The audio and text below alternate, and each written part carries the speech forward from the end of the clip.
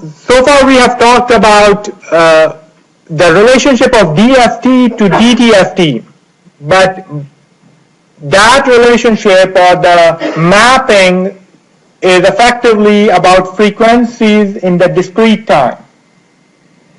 Now, spectral analysis is a topic that if you are given a continuous time signal, how do you figure out which frequencies are present in that continuous time signal? And for continuous time signal, you're interested in the continuous time frequencies that are present in that using DSP systems. And that's where DFT comes into play. So that's called spectral analysis, finding out what's the spectrum of a signal. So if you are listening to a bird or a human or any other animal and you are interested in what are the frequencies that correspond to that voice or that animal sound, you can do the spectral analysis to find that out. So it's about inferring about frequencies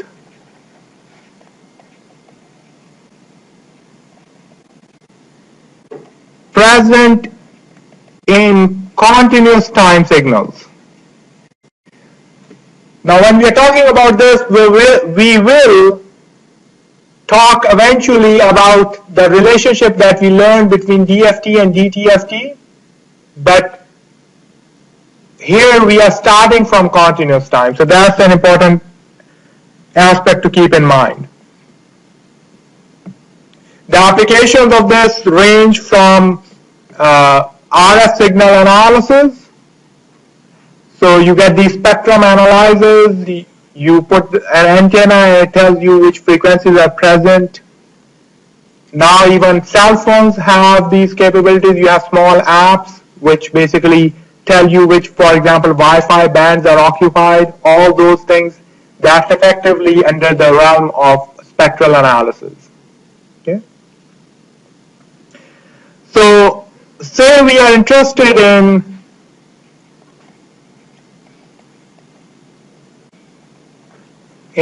finding out about the spectral content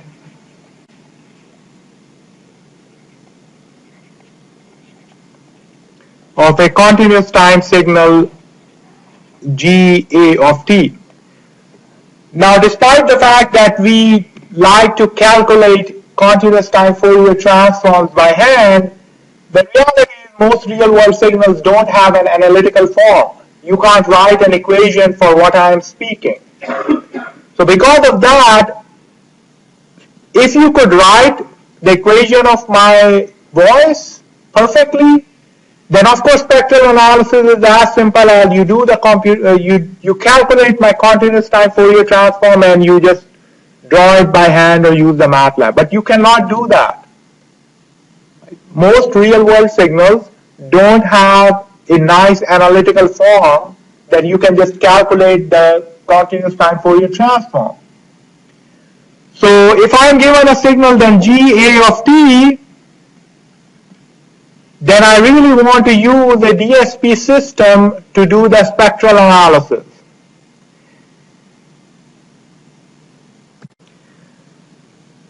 So we will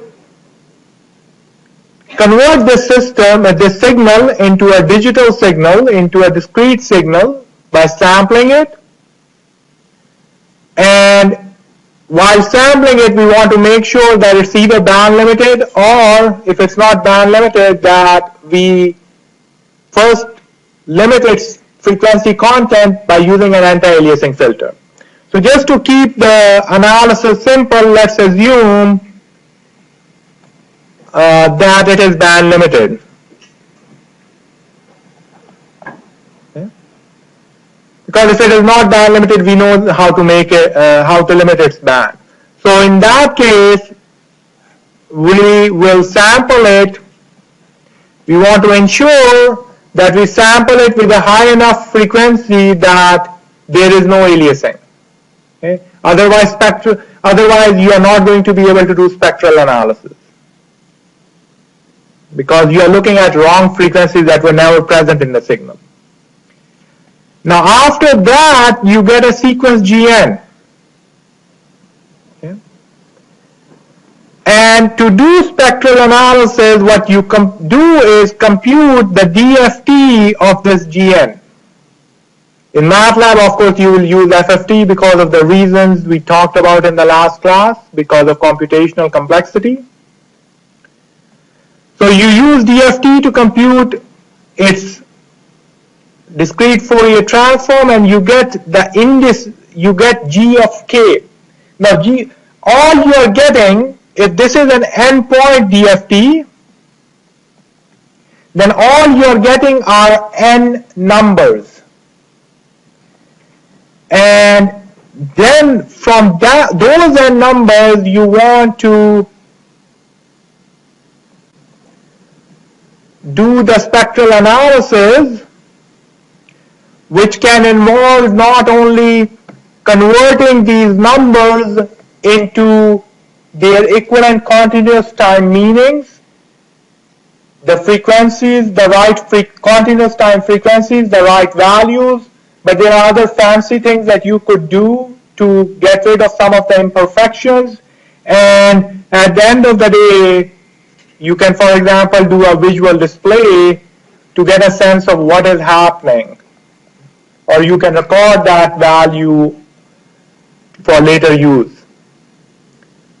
So these are effectively the building blocks of spectral analysis, and the most important thing for us to remember are what are the basic assumptions we are making on the input signal, because it doesn't work always. And then what do we need to know about, for example, GN and GK, so that we can do a visual display that gives a sense of what are the continuous time frequencies. So we talked about two assumptions. The first assumption is that signal is band limited. Okay. And if it is not band limited, then we'll put an anti-aliasing filter. And of course, what that would mean is that we cannot tell what were the frequencies present in the signal above the cutoff frequency of the anti-aliasing filter. And the second thing is sampling frequency is high enough so that there is no aliasing. Okay. So up to that point, then we have covered conversion to GN. We have these two assumptions. There is no imperfection involved. Now after that, we want to do DFT.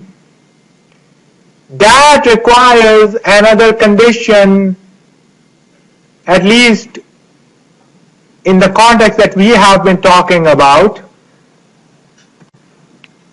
So the third assumption we are making is that GA of t is time limited, so that G of n is finite duration. Okay. Now this condition, of course, is not difficult to satisfy in practice, because no matter what signal you pick, you are not going to wait for an infinite amount of time before you will do the spectral analysis. If I am speaking, you are not going to collect my speech from the day I was born to like 60 years and then start doing analysis. You will look at a small chunk of it. So having the finite duration is not an issue, but it does create imperfections, which we have to be a little bit aware of, which falls under the context of spectral leakage. Okay. So to give you an example, and we won't dwell on to this for too long, we'll say that the effect of time limiting is very small. But here is an example. GA of t, if it is cosine of omega ct, then we know that in a perfect world, whatever spectral analysis method we pick, we should have an impulse at omega c and an impulse at minus omega c. This is the true spectrum of a cosine. But this is the spectrum of a cosine that goes from minus infinity to infinity.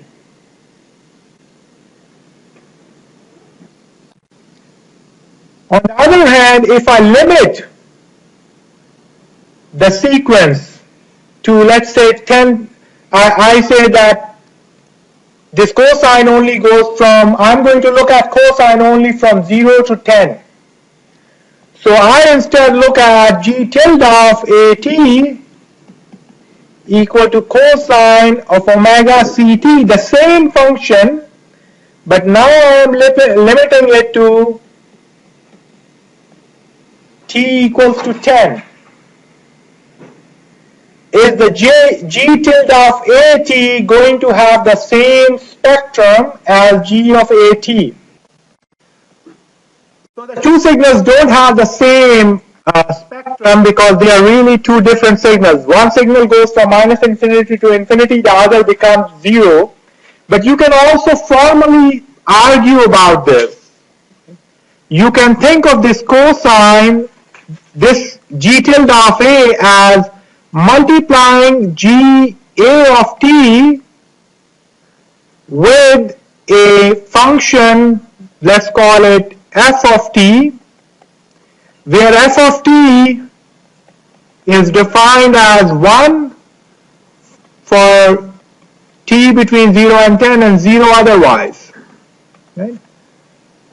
So this is like you have an infinite length signal and you cut it using another signal, which is this is called windowing. Right? And now if you look at this, what is happening is that your new signal is multiplication of two signals. So what's the Fourier transform of then my new signal, g tilde a of t? The Fourier transform, you are multiplying two signals. What's their Fourier transform? So the Fourier transform is going to be 1 over 2 pi g a of j omega convolved with f of j omega. Okay. Now, what is the convolution? What is the Fourier transform? So this signal, this is what f of t is. It's from 0 to 10.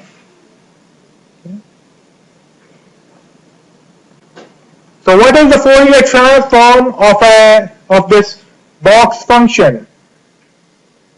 It's a sink. So it looks like sink with the time, with the phase shift, because you are shifting it to the right. It's not symmetric around 0. So there is also a phase shift that I am ignoring right now. Okay. But if you just focus on this part, right, what this g tilde a of t now had two impulses and you are convolving it with another function. When you convolve an impulse with another function, what happens to the function is that the function gets shifted to the location of the impulse. So what will happen is that instead of getting this nice impulse, you are actually now getting a sink which was shifted to the location of omega c, and a sink which was shifted to the location of minus omega c. Okay. and then you add them all up. So instead of getting two nice impulses now, you are left with two wide lobes. You have these thick things instead of impulses. Now, they will shrink as your length becomes larger and larger, right? If you remember that if your box function, if it is very wide, the sink keeps on getting concentrated around 0. So we can go into more detail of that, but let's leave it at this point, and let's assume that the effects of this time limiting are minimal. They are actually not minimal. So this is a big aspect in spectral analysis. This is called spectral leakage. This phenomenon is called spectral leakage because you now start getting spectrum in areas and frequencies where you did not have frequencies. But we have to do this because of the fact that we cannot do spectral analysis on an infinite length sequence. Now spectral leakage, it reduces, I'll just give you back of the envelope hints without going into details at this level. It does decrease as the length of the signal increases.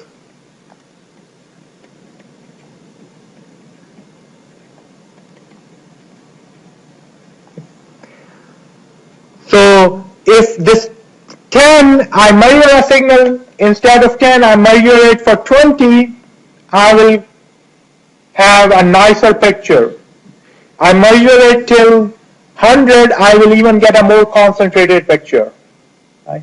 I can only get to 2 pure impulses if I made my t from -infinity to infinity. But if I keep on making it longer, I'll keep on getting closer and closer to the truth. Okay? So remember the concept of spectral leakage, and that it does affect, but it affects decreases as you increase the length of the signal. So we have now listed 3 assumptions. We are up to this point. So because of the fact that my input signal, I'm saying, is time limited, and if you were actually thinking hard about it, you would say that I'm making 2 conflicting assumptions, because a signal that is time limited cannot be band limited. There is no, except 0, there is no signal in the world that is perfectly time limited and perfectly band limited. Again, we'll leave that as engineers will make the approximation that yes, all those things are true. So if we do that, then I have a GN, which is a finite length sequence, and I'm going to compute its DFT. Now, the next assumption is that my endpoints has to be bigger than the length of the signal. So that's my requirement for computing a DFT. Now I get to G of K, the DFT of my discrete signal. How do I map these n numbers that I have to what I had in the continuous time? So that's then our challenge. Now to do that, we have to combine the pieces about relationship between continuous time Fourier transform and discrete time Fourier transform, and then the relationship between discrete time Fourier transform and DFT. Okay, so we started with GA of t. I'm going to drop the blocks. We started from GA of t and we go to G of n. Now GA of t has a Fourier transform GA of j omega, and as I said, we are going to ignore the fact that there are imperfections. In reality, you are looking at this G tilde of A of t because we are limiting in time, but ignore that for the time being. And Gn has a discrete time Fourier transform G of e to the j omega. Okay, so when you sample, and they are obtained through the sampling T. So when you sample a continuous time signal, then their Fourier transforms and of the original signal and its samples are related to each other. Right? So the relationship of G of e to the j omega is that there is scaling of frequency axis and there is scaling of amplitude. In particular, the way we write this is that this is equal to 1 over t, that's the amplitude axis scaling, and there is a scaling of frequency axis. Now, of course, there is the other fact that DTFT is periodic, so you have the periodicity too. Okay. And we get the summation from k from minus infinity to infinity. Okay. If you are focusing only on minus pi to pi, if you are focusing only on minus pi to pi, and you did not have aliasing, so for absolute value of omega less than or equal to pi and no aliasing, in that case we can write that G of e to the j omega is simply equal to amplitude scaling and frequency axis scaling for omega less than or equal to pi. Okay? Which is what we really care about because we want to focus on the minus pi to pi region. Okay. Now, from the Gn, we go to G of k using DFT, endpoint DFT. Now, this G of k is also related to, so there is a relationship between G of k and the discrete time Fourier transform. And what is that relationship? So DFT is nothing but samples of DTFT every 2 pi over n radians. So G of k is nothing but G of e to the j omega for omega equal to 2 pi k over n. Or that is equal to G of e to the j 2 pi k over n. Okay, so we know the relationship of gk to G of e to the j omega, and we know the relationship of G of e to the j omega to the continuous time Fourier transform. So it is just going backward from gk to this, or at least the approximation, and then from here to here. And being able to label things accordingly. Okay. Now the first part we have already done in the previous lecture on the relationship between discrete Fourier transformer and DTFT, which is that if we care about going from minus pi to pi, then we have to divide our indices into two regions. Right? One region we keep fixed, the other region we have to shift it. So let's do those two pieces separately. So the first case is that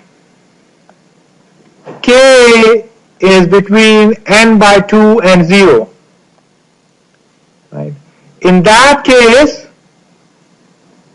the omega k frequencies are, they go from 0 to pi, right? Which is, so we are in the minus pi to pi region. So in that case, let's ask ourselves, what does a sample of my DFT of the signal tell me about the continuous time signal? Previously we were asking, what does it tell us about the discrete time signal's Fourier transform? Now we want to go all the way back to the continuous time Fourier transform. Okay, so I know that, let's for example focus on G0. Right, G0 is nothing but G of e to the J0. It's the DTFT at 0 radians. Right? Now, 0 radians, so now just invert this process, right? Because we want to go to the continuous time frequencies, then this means that I can interpret Ga of j omega, right, that is equal to T times G of e to the j capital omega T. It's just the reverse process, that a discrete time frequency is equivalent to the continuous time frequency by a factor of multiplication by 1 over T, right? And the amplitude has to be rescaled back. So G of e to the J0, the 0 radians frequency, this corresponds to 0 radians per second, because you are going to divide 0 by capital T. So that's 0 radians per second. But the amplitude, if you want to say what was the continuous time amplitude, you have to scale that by a factor of capital T. Right? So if you want to say that what is G of J0, which is the 0 radians per second, that is going to be equal to T times G of e to the J0, and that is equal to T times G of 0. Okay. So effectively the 0th sample tells me about the 0 radians per second frequency.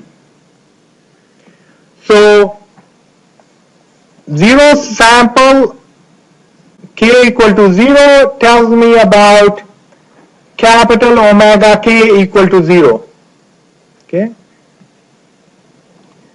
Now let's do that for a general k. So if it's G of k, but we are still obeying this property. Okay. So G of k tells me about G of e to the j 2 pi k over n. Okay. So the frequency I have in discrete time is 2 pi k over n radians. So in continuous time, this is going to be what? I have to divide by t. So the continuous time frequency is 2 pi k over nt radians per second. Okay. This means that my G of j 2 pi k over nt is going to be T times G of k.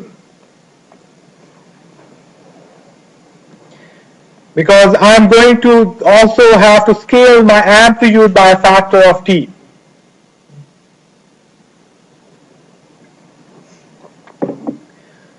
So that way we actually find out all the frequencies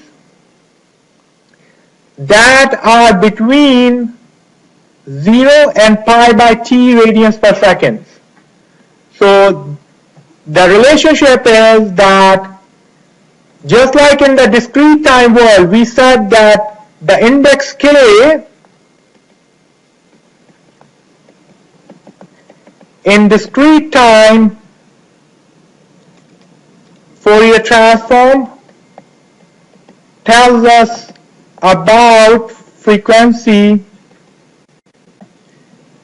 omega, little omega k equal to 2 pi k over n. That's what the relationship between discrete time Fourier transform and discrete Fourier transform tells us. Now, the same index k in continuous time Fourier transform tells us about frequency capital omega k equal to little omega k over capital T.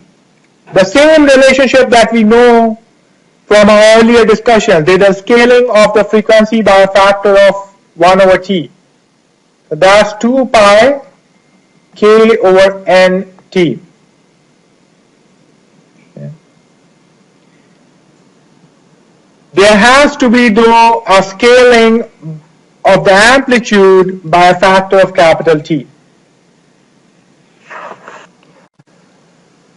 So if you do the mapping, then basically the indices from 0 up to n by 2 tell you about frequencies that belong to 0 up to pi by t. Okay.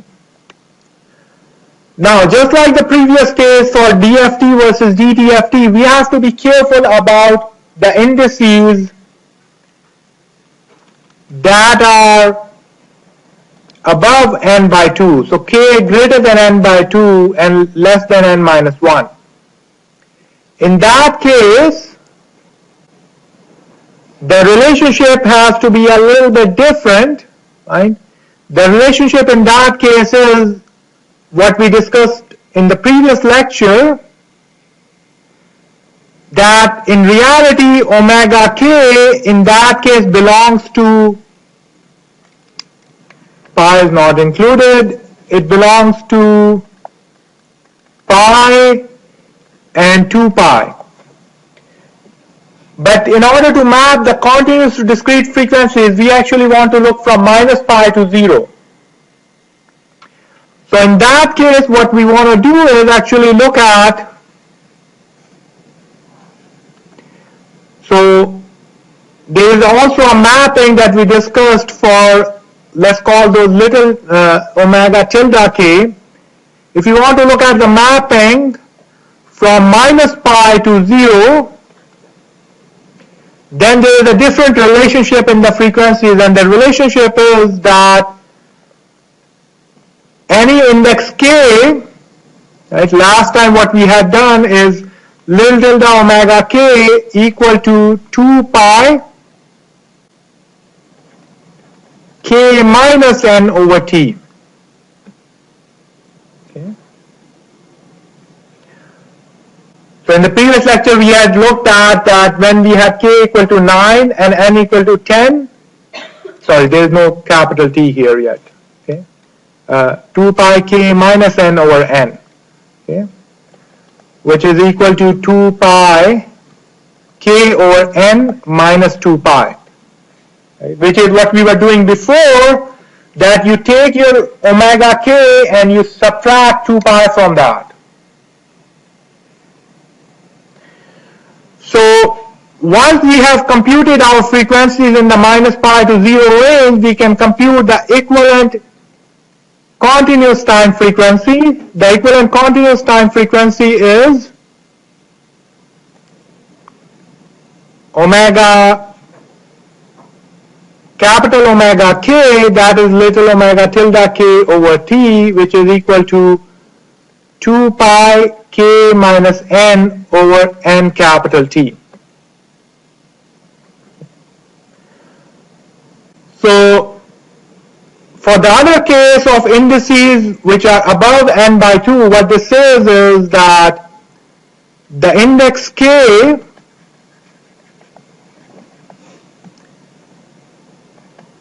in continuous time Fourier transform tells us about frequency capital omega k equal to 2 pi k over nt minus 2 pi by t. Okay. And effectively these frequencies will belong from they will range from minus pi by t to 0 radians per second. So what this means is that if you are given, let's say, you are given G of, let's say, n by 2 plus 1 for n by 2 even. For n even, so this is an integer. If you are given this value tells you that it tells us that the frequency component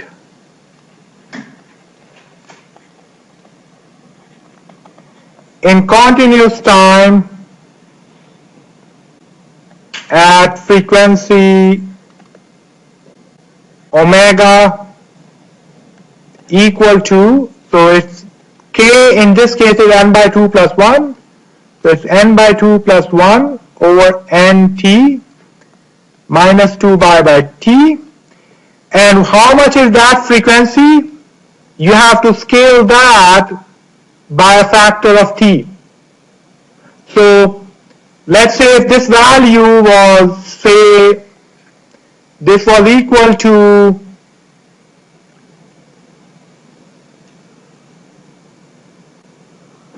10 to the 3, right? Then in continuous time, this value, the frequency component will be t times 10 to the 3. Okay? So there is a scaling of the amplitude. So if you understand this mapping from continuous time to discrete time frequencies, and if you understand the mapping of, or the relation between discrete Fourier transform, discrete time Fourier transform, spectral analysis is simply about, I give you n numbers of your discrete Fourier transform. What do those numbers mean in terms of my continuous time signal? Okay. And it's really about just labeling the indices right. Just like the previous case, we were labeling the indices in discrete frequencies. Now you have to label the indices in continuous frequencies. You have to do the FFT shift.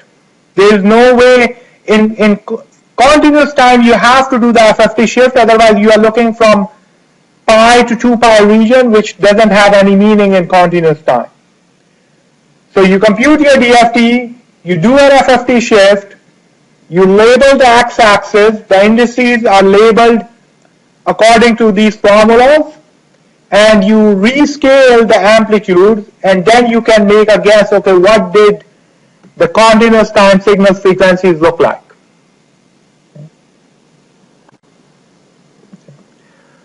So from all this discussion, one thing that comes up is that when we were looking at DTFT and DFT, we saw that DFT samples DTFT every 2 pi over n radians. Okay. So DFT, endpoint DFT is effectively taking n samples of your DTFT every 2 pi over n radians. Spectral analysis using DFT is effectively sampling your continuous time Fourier transform. Right? So spectral analysis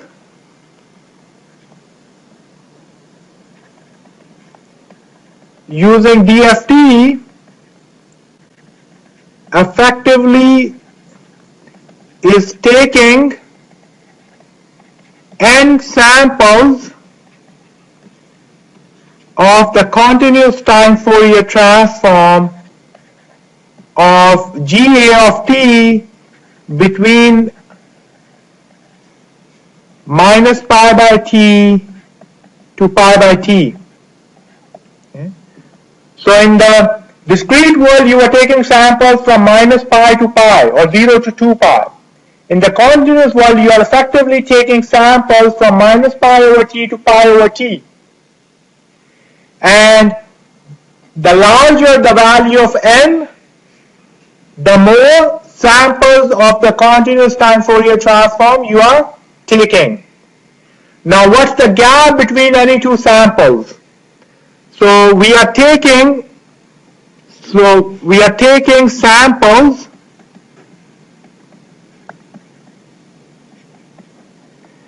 in the discrete world. We were taking samples every 2 pi over n radians. In the continuous world we are taking samples every 2 pi over nt radians per second. Okay. So if my continuous time Fourier transform looked like this expression,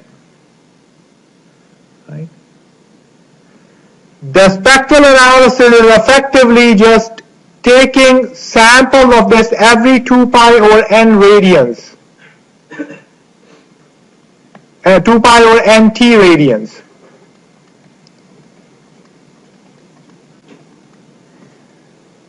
And then you can plot it to get an approximation of what the continuous time Fourier transform looks like. In particular, if you want to take more samples, then your capital N should be large, right? But the gap in the samples also corresponds to the value of t that you have. So in spectral analysis, what happens is that your sampling system has a fixed sampling frequency, and someone said, I want to look at the spectrum every 5 hertz, or I want to look at the spectrum every 20 hertz. Since t is fixed, you have to compute the value of n that you need for your DFT to do the right spectral analysis.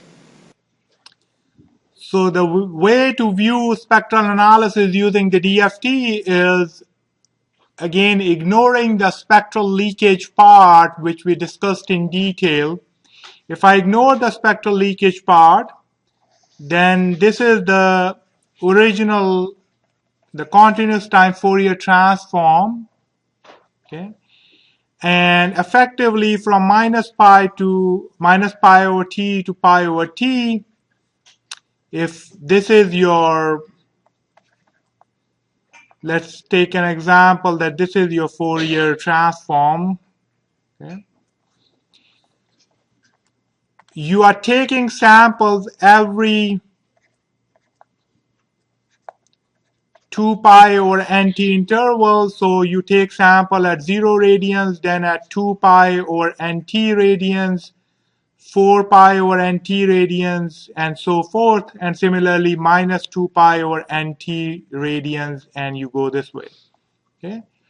And the samples, so if you want to figure out what is the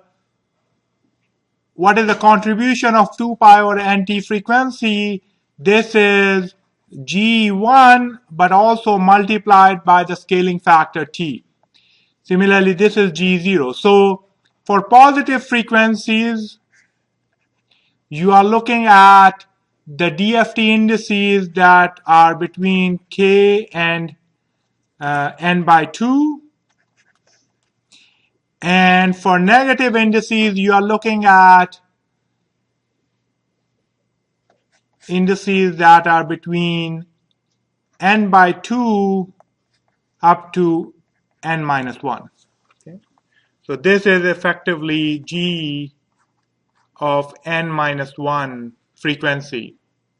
And if you want to compute them, what is the contribution, then you will multiply it with a factor of t. Now, in the language of spectral analysis, the fact that you are taking samples every 2 pi over nt, this will call the resolution of the spectral analysis. Okay. The word resolution is used in 2 different contexts in spectral analysis, but for This class will just focus on this. The resolution is how far apart your samples are in continuous time frequencies. So a typical question that is asked about spectral analysis is, let's say we are asked to find out, so given a signal GA of t, say we are interested in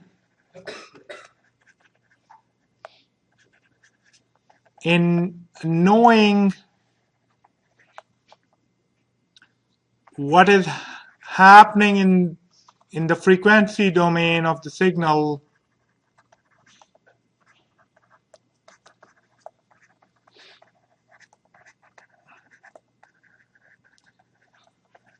every 5 hertz, for example. Okay? So you want to sample your continuous time frequencies every 5 hertz. Well, if you want to sample every 5 hertz, then, and if your sampling frequency is fixed,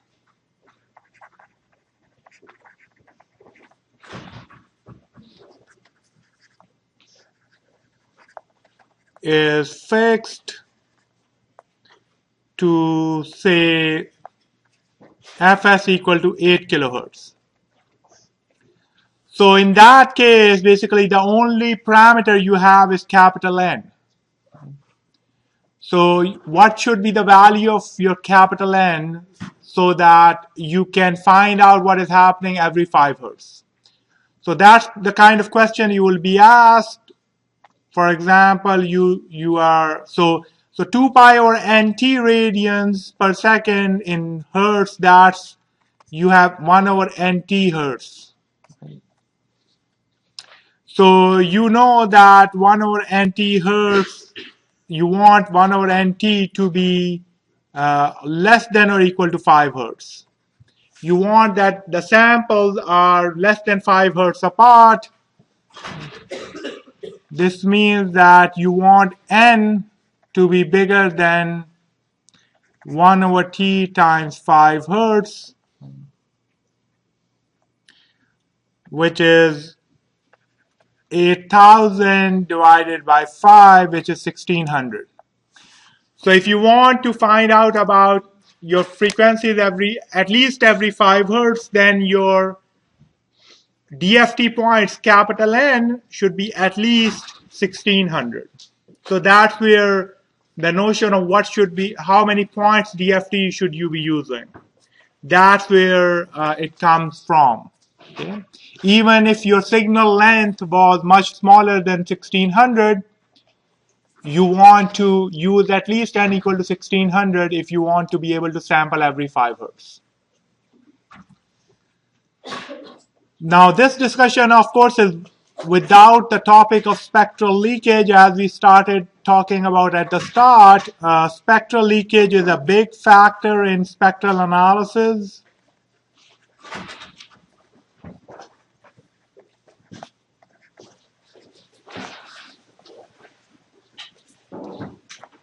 And one of the key things, one of the key mistakes that people tend to make is that they say, well, I will take my capital N to be really large and that will somehow decrease my spectral leakage. So one of the issues that spectral leakage creates is if you have two frequencies which are very close to each other, because of the leakage, they can merge into one frequency. If you go back to the original discussion about our spectral leakage, if these two sinks were very close to each other, then they will merge into sort of one big sink, where the sinks are coming from the spectral leakage. So the only way to avoid spectral leakage is to have or decrease spectral leakage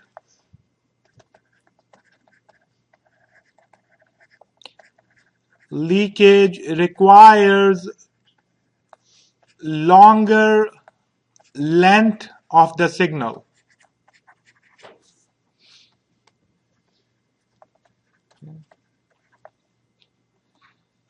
In other words, just by increasing capital N lets you sample your frequency, the continuous time frequencies more frequently, but capital N would not reduce the effect of spectral leakage. The only way to reduce the effect of spectral leakage is by measuring your signal for a longer time.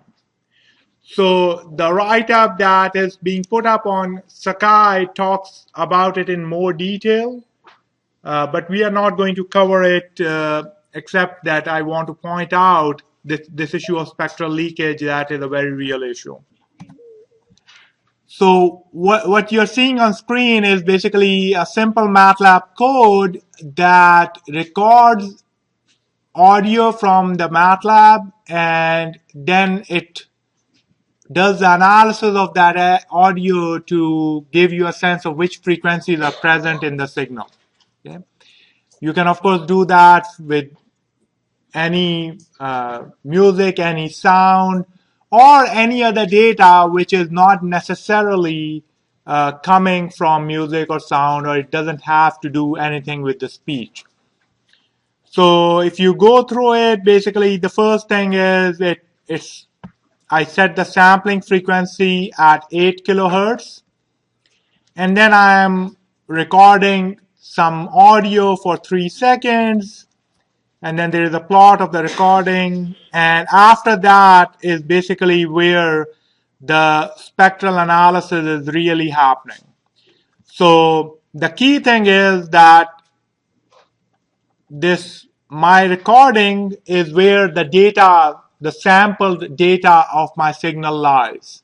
Okay, and if you go to this line, this is just taking the signal and computing its FFT, which is just computing the DFT. And once you do that, right, you effectively have the spectral analysis available to you, except that you have to take care of the indices. You have to FFT shift the indices because of the fact that the last half of your DFT corresponds to the negative frequency. So you shift them, you label them properly because of the scaling factor, and then you change their height, and that's about it. Okay. So spectral analysis is as simple as just taking the sequence, doing its FFT, and then doing the right scaling of axis and amplitude. So Alex helped us do the spectral analysis with his whistle, and on the left side you look at the time domain signal. And of course it's really hard to be able to say anything with this time domain signal. Right? That was his whistle. Then you sampled it at 8 kilohertz. Then you did its DFT using FFT. And if you had just done its FFT as it is, again, it will be just a sequence. So what you have to really do is plot it in the right fashion. So if you look at the last line on the MATLAB code, it says proper labeling and plotting. It's figure, right? So what I am doing is, first of all, there is the FFT shift that I am doing, which is really helping me do the indices, take the left half of the indices, put them at the front. So that's one component. Then I'm taking the absolute value and scaling it by capital T. So you see I'm dividing it by Fs. And that is due to the amplitude scaling factor that we talked about. And then I have this relabeling of the axis. Okay, so right now actually the x-axis of this is in radians. It's not in radians per second because I have not divided my frequencies by t. Okay, so now that we divide the frequency axis by t, or multiply it with the sampling frequency, now we have the real continuous time frequencies. So his frequency has two main components. One is around 0.8 into 10 to the 4 radians per second. Right? And then there is another component which is around like 0.6 into 10 to the 4. So we can zoom in here and really look at it's about 8600 radians per second is where one component is, and then there is the other component is okay. So one component is around like 8000 radians per second. The other component, which is not a strong component, is around 7000 radians per second. Right? Now, one thing again that we have to be careful with most spectral analysis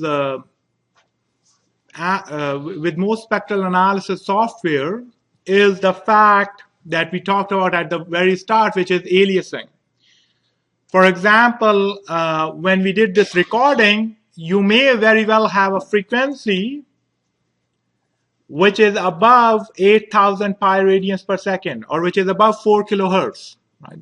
Someone may very well have generated something above 4 kilohertz, but when MATLAB is sampling this, they are actually low-pass filtering any sound before they do the sampling to avoid any aliasing. So just because in spectral analysis we are not seeing it, of course we are not going to see it because we are limited from minus pi over t to pi over t range. Okay. So the sampling frequency plays a critical role in your spectral analysis. If you are expecting to have frequencies in your signal that are above 4 kilohertz, then you better make sure you sample at a higher frequency. So this is the second demo, the same code, except instead of 8 kilohertz, now we are sampling at 22.05 kilohertz. And Ian did this, and as you can see, because his whistle, as you also heard, was perhaps a little more sharp or more consistent, there is a sharper impulse in your spectral analysis. Right? And of course, now the axis, because you are looking at about 22 kilohertz, the axis go from minus 11 to 11 kilohertz. Right? So they go from 22,050 pi radians per second up to 22,050 pi radians per second. And similarly, if you were to do the same analysis with a sampling frequency of 48 kilohertz, then your x-axis scaling will be different, right? And your frequencies, though, at the end of the day, if the same person or if you are using the same sound, while your axis will go now up to 48,000 pi radians per second, the peaks where they should appear should be exactly the same place. If you are looking at just the discrete Fourier transform indices, the peaks will appear at different locations. But once you do the scaling, the frequency should be exactly the same.